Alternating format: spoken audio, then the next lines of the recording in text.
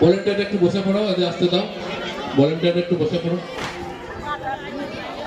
মাঠপাড়ার ইসমাইলের টিম কালকে এবং অন্যদিন খুবভাবে মেহনত করে তারা ইউটিউব চ্যানেল চালায়, তাদের জন্য একটা ছোট্ট পাড়া একটা উপহার আমরা দিচ্ছি।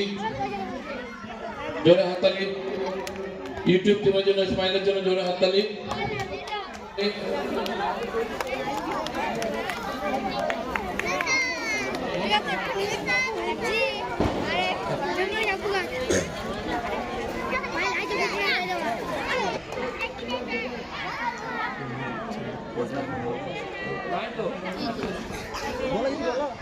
পরের বছর আশা করি আরো ভালো করবে।